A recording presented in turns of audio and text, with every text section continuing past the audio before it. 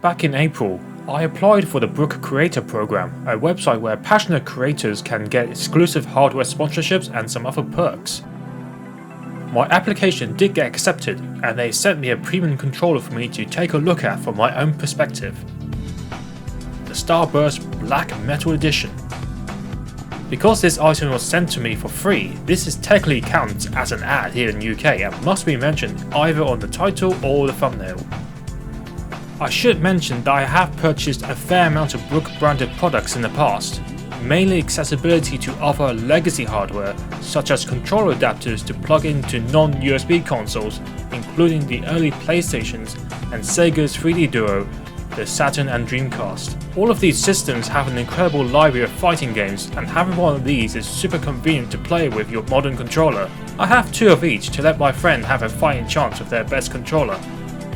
I also purchased a few Brook Universal Fighting Board PCBs to power up 2 of my DIY arcade controllers. The first one is from Cool Bear, which is quite massive and is best used at home.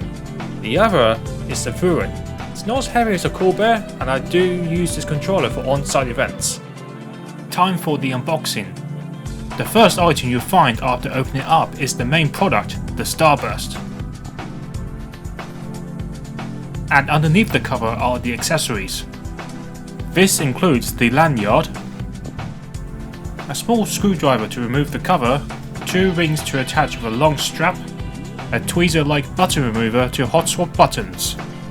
Here's the long strap that involves using the 2 rings I showed you earlier. And lastly, but most importantly, the USB cable with a Type A to Type C right-angled connection.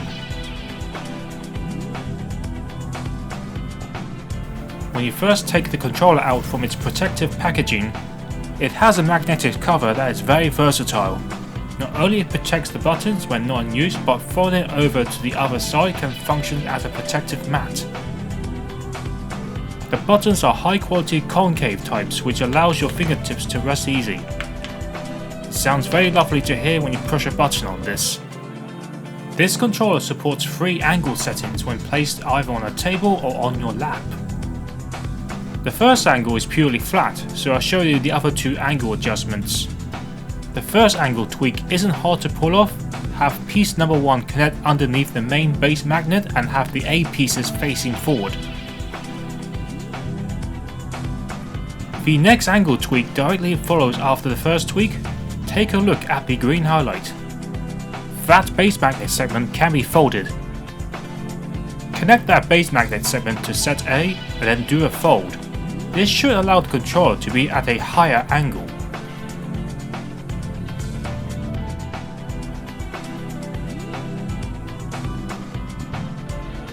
And there you go.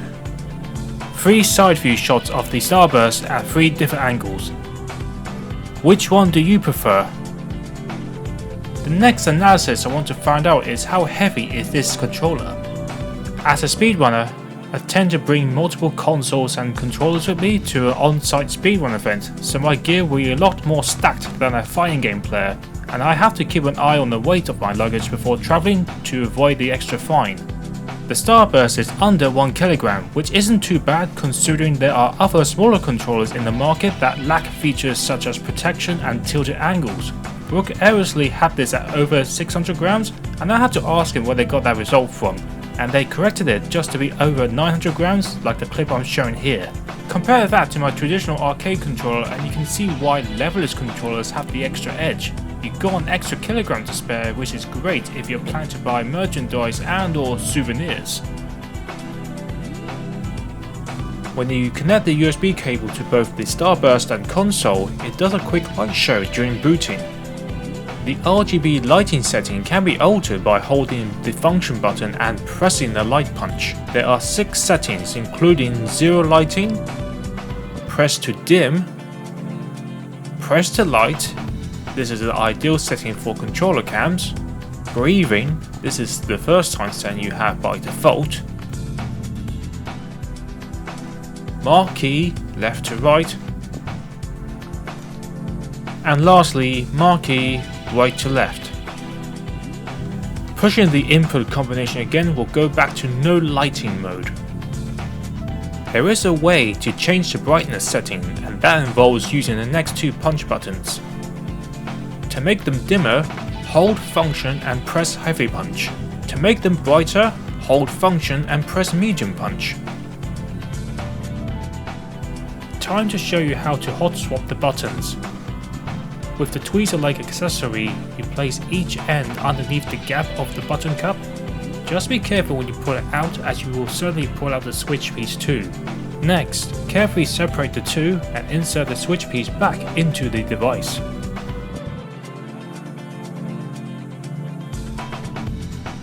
I replaced this dock concave cap with a rounded button cap that I used for my Furon arcade controller. These rounded caps have a lower profile and feel less painful on my fingers when executing a slide motion for either a 360 or 720 command grab. The next feature I want to show you are 2 rings and a strap, mainly used to allow a hands-free carry. Just don't forget your USB cable to power up this device. As you can see, there is a gap between the metal frame and base unit, which is where you place your rings, one on each side.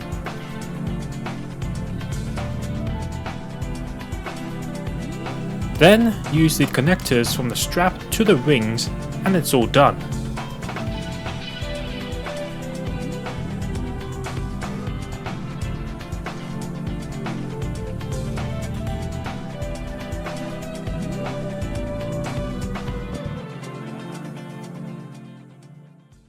The next segment will be performing certain input commands and how each game can impact the execution difficulty.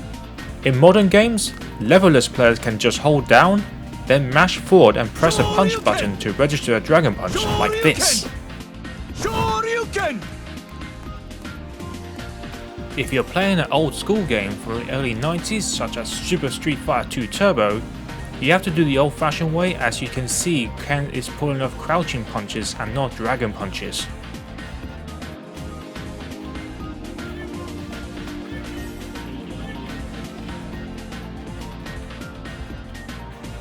For 360 grabs, they're practically half circles with an up and punch command to pull off the move. Newer games do allow bizarre sequence inputs to accept 360s such as quarter circle back, then quickly go to forward and then up and punch. But I want to point out the straightforward 360 method for now, and for a good reason.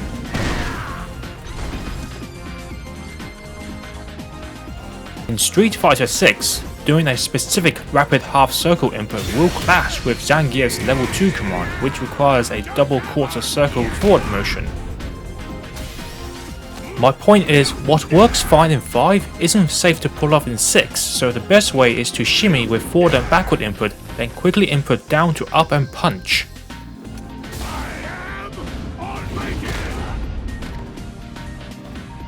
A 720 grab is a tough one to pull off, but there is a game in particular that is a lot more forgiving than most fighting games. Despite pushing up during the motion, Breaker's Revenge has a system to prevent the actual jump from coming out, and I'm not talking about counter cancelling a light to a super. Thanks to this crouching animation quirk, the 720 grab isn't as brutal to pull off. And just because the input isn't as brutal doesn't mean the command is a piece of cake. Now for something like Street Fighter 3 Third Strike, where the only jump prevention trick is to make sure you're high jumping to delay the actual jump. I managed to execute a standing 720 once, unrecorded, and felt that was a fluke. The slide trick you've probably seen in guides is risky, as you could accidentally hit the light kick.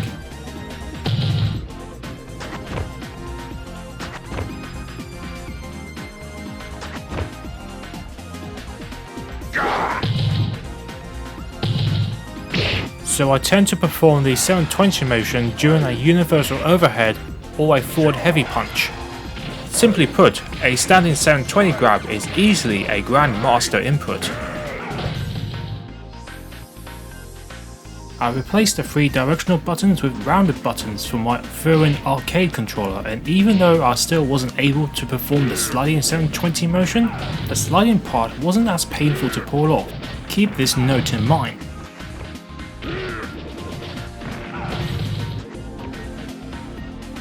Leverless controllers became more common during Street Fighter V's later years, and one key advantage it has over sticks is faster up inputs to execute flash kicks. By the time Street Fighter 6 came out, Capcom has implemented an official ruling for tournaments that holding both up and down, or left and right, forces a neutral input. To enable this setting, you have to make sure the controller is disconnected, then hold up on the controller and reconnect the cable. Keep that button held for a few more seconds to enable the setting. Once it's enabled, it will remember that setting, which is great if you're jumping from one tournament station to another. I have played the Virtua Fighter series at a more casual level, but I wanted to quickly point out that executing dashes, mainly the crouching variant, felt a lot more consistent to pull off, as you don't always get the diagonal direction when playing it on a stick.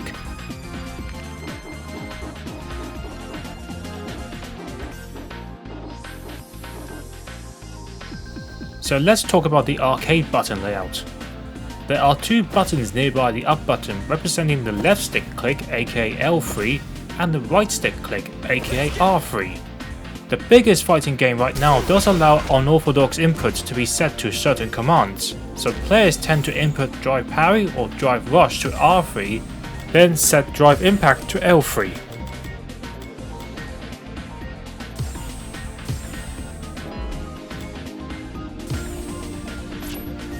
With this setup, your left thumb has a quick one-button shortcut to perform drive impacts by pressing L3, mainly useful as a reactive defensive counter hit to the opponent's drive impact. And your right thumb can press R3 on the second 4 input for easy drive rushes. The Starburst does have a lock function setting which disables the first 3 mini black buttons on the controller by holding function and pressing both mini buttons 2 and 3. Just be aware that mini button 4 can function as either a start or select command, depending on whether it is pressed on its own or a combo input by holding either left or right plus touch panel button. So if you want to play a game, say a 2D platformer which only allows the left stick for movement, like Yoshi's and the Mysterious Brook, there is a way to change the stick control from D-pad to left stick. For left stick mode, hold both mini button 3 and left for a few seconds. You know it's set to left stick mode the moment Yoshi starts to move. For D-pad mode, hold both mini button 3 and up for a few seconds. Lastly, for right stick mode, hold both mini button 3 and right for a few seconds. The right stick in this game allows Yoshi to keep a steady aim before throwing an egg.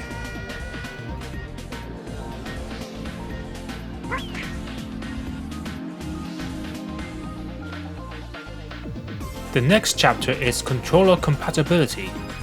Despite being a USB cable, you would think that it's compatible with every major console with a good fighting game library, but that's surprisingly false. The Starburst on its own is currently not compatible with the Xbox 360, regardless if you held the triple punch button for X input or not. It's not a huge bummer if you're only focusing on the current fighting games out this decade, but if you want to play the early entries on older hardware, you're out of luck. There is a solution, and that requires buying a Wingman XB1 or XB2 adapter. With this device, the Starburst becomes compatible with the Xbox 360.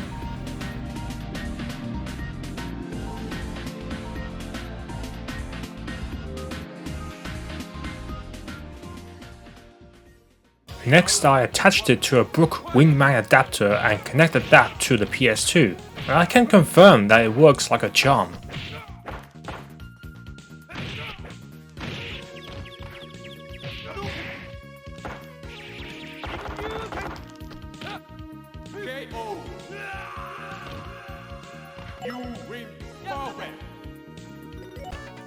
Fantasy Zone 1 and 2 Deluxe are fantastic examples on how the difference in difficulty determines whether or not your main weapon has rapid fire.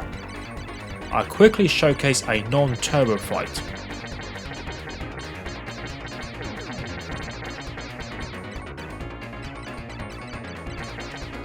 Now, it's possible to bind turbo to an action button by holding both function and options before pressing a button.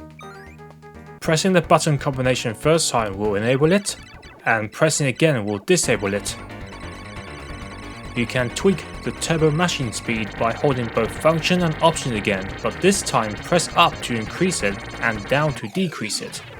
This change will only take effect by activating a turbo bind to a button. For any buttons already in turbo mode, you have to disable it first and then re-enable it for the updated settings to come into play.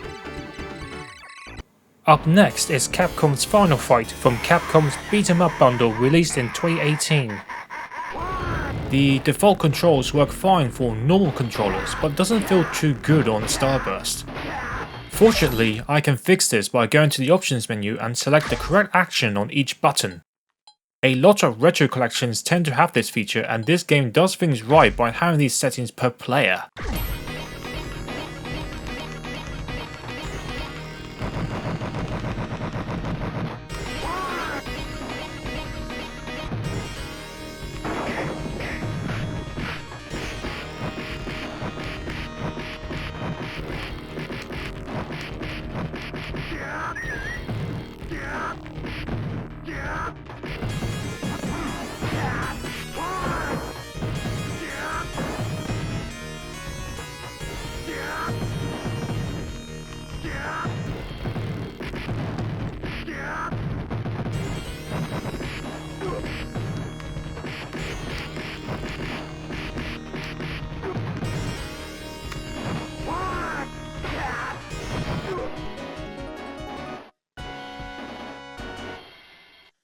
Next is Super Mario Bros. Wonder.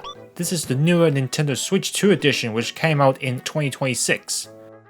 The main game requires 3 buttons: a dash, jump, and badge ability.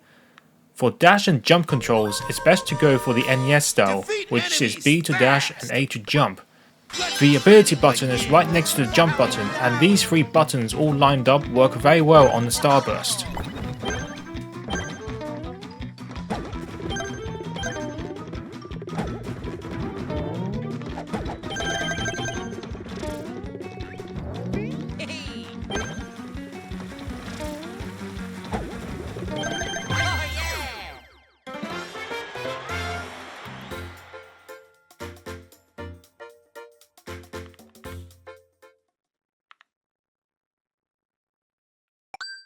So here's a minor problem. What if your controller pad body prefers the SNES style for dash and jump? There is a more advanced solution which binds any physical button into another button. The caveat for Nintendo's console, to my knowledge, is that it only works on first-party controllers. So for this showcase, I'll tweak the Pro controller to have SNES style dash jump controls when the menu has set B to dash and A to jump.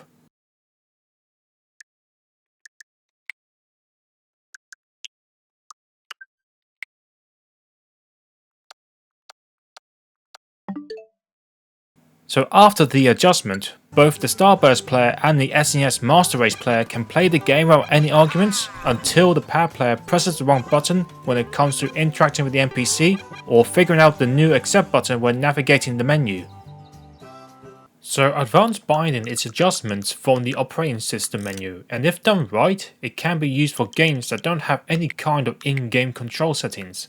As I mentioned in my previous clip, Nintendo Switch 2 is unable to alter the buttons on the Starburst. There is a solution to this, but I'll show you that on another platform.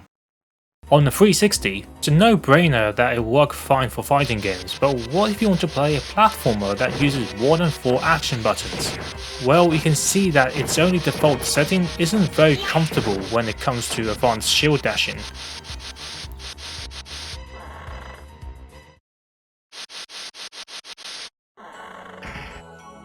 But, thanks to the Wingman XP adapter, it's possible to remap the controls with a series of button combination inputs.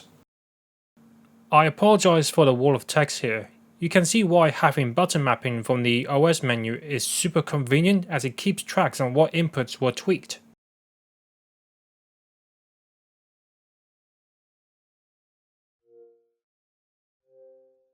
After this adjustment, both the backdash and shield buttons are close to each other and feels a lot more comfortable to execute rapid shield dashing.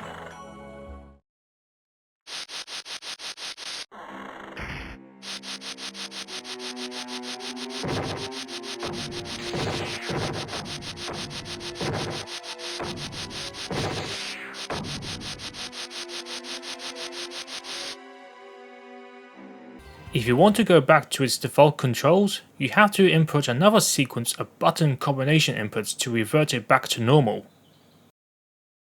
An adapter like this exists for the Nintendo Switch, which seems to be the only way to remap button controllers for the Starburst, mainly for games with no custom inputs.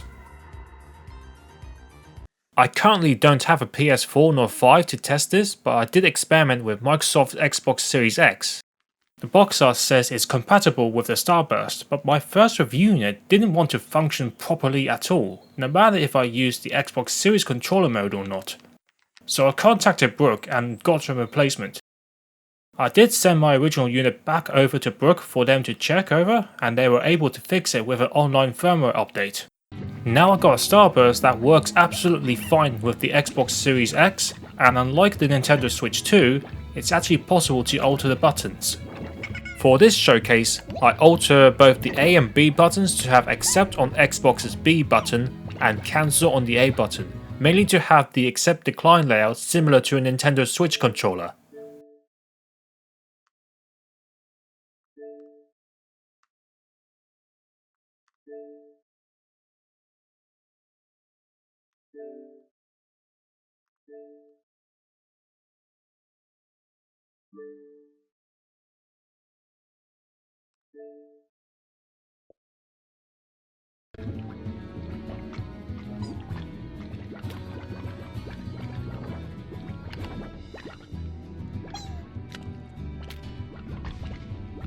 PC Steam is my platform of choice when it comes to third-party games and indies. This is because I usually get good performance, being able to back up saves and preserve legacy versions that are usually the best for speedrunning.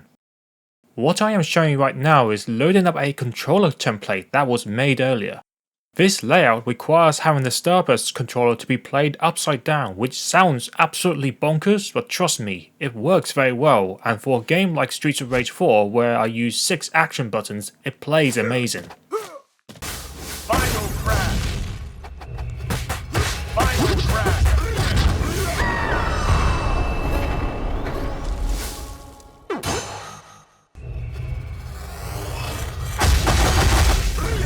Final crash.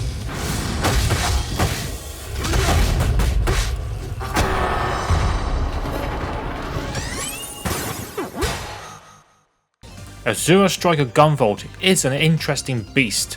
Back when it first came out to PC, his special skills were only usable on the keyboard. The good news is that Steam's controller binding setting not only allows the Starburst to rearrange its own buttons, but it also can be used to map keyboard commands, such as F1 to F4. This game's a tough cookie to optimize for the Starburst because one of his main actions involved holding the R shoulder button to activate Flash Field, which is his primary source of damage, and this button is held a lot longer than a boxer main in Street Fighter.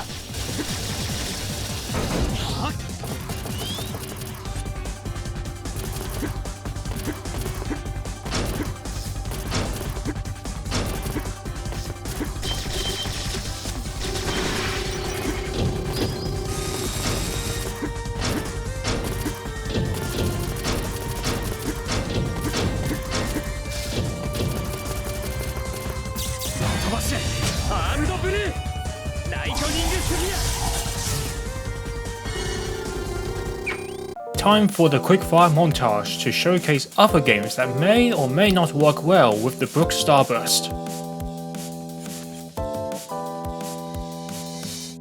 Grapple Dogs Cosmic Canines, a game I play tested back in 2024, is a great 2D platformer. It features 2 playable characters, but the results are a hit and miss. Pablo is straightforward as he only needs to use a D-pad and a few face buttons. Luna, on the other hand, isn't, as her gameplay requires using the right stick to aim, which the Starburst has a tough time with due to its input restriction to one set of directional inputs. For this reason alone, I recommend you play the previous game Grapple Dog, which features Pablo as the only playable character.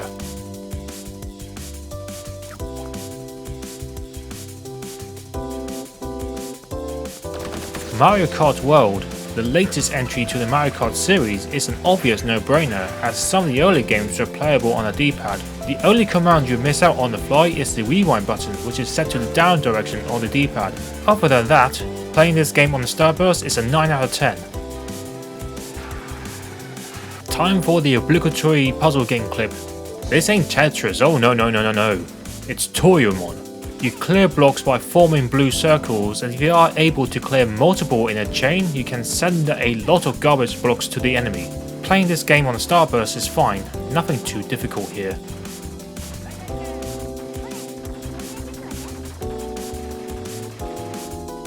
Next up is a set of RPGs. Game number 1 has zero character movement whatsoever. Just select your cursor to the correct option and win the match.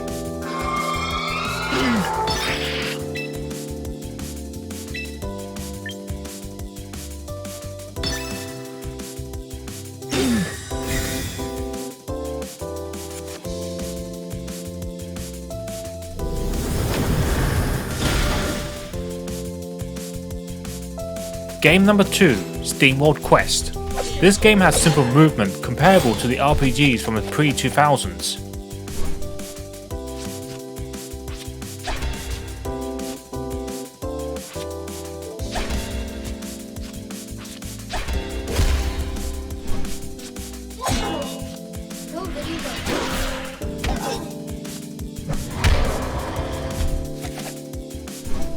Game number 3, Super Mario RPG 2023 Remake. Both this and the 1996 original have an extra layer of execution in both movement and battle gameplay. Just get used to holding the up button in this one.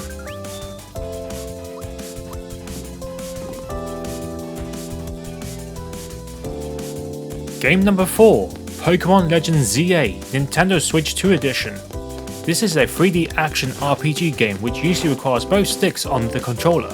That alone makes the Starburst mostly ineffective, unless your name is Nico Hart and love to do playthroughs with unusual controller devices. Don't go crying at me if you fail to catch a shiny just because you are using this controller.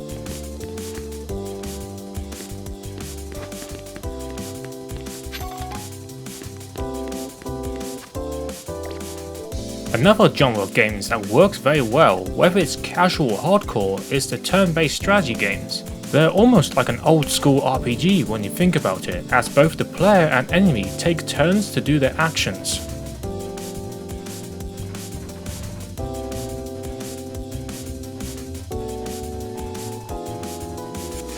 Okay, it's time for the conclusion. This Starburst controller does feel high quality thanks to its clever design choice with the magnetic plate that acts both as a cover and a tilting mechanism for comfy angles. When playing non-fighting games, you get more usage value with an Xbox Series X or Steam than say Nintendo Switch system thanks to the advanced button remapping controls from the operating system menu. But if you're willing to play a twin-stick reliant game whether it's 2D or 3D, the Swirl controllers by Junk Food Arcades should do a better job as they have dual analog sticks. But remember, they don't have the same button layout as a Starburst when it comes to Street Fighter 6. The concave buttons are nice with simple tap inputs, but pulling off slide inputs for a standing 720 motion can feel a bit off. Not that they're sharp on the edge, mind you. And you'd think putting the 3 directional buttons closer would help too, but that may hamper the comfortness by forcing your 3 fingers to be closer. The price at £166 in 2026 is expected value if you're a fighting game player looking up for a high quality Leverless machine. But from a speedrunner's point of view, it's quite an investment as most players are used to spending a mere fraction on official second-hand controllers. Some will spend even more for a high quality replacement such as a steel stick and a steel bowl for the Nintendo 64. So overall, the controller in fighting games is great for characters not relying on 720 motions, and it works well for other gaming genres too, but your mileage may vary on both the game you're playing and the platform it's played on. The Brook Starburst Metro Edition is currently sold as an exclusive over at Amazon. Thank you for watching, don't forget to hit both like and subscribe, and you'll hear me again in another video. Until next time folks.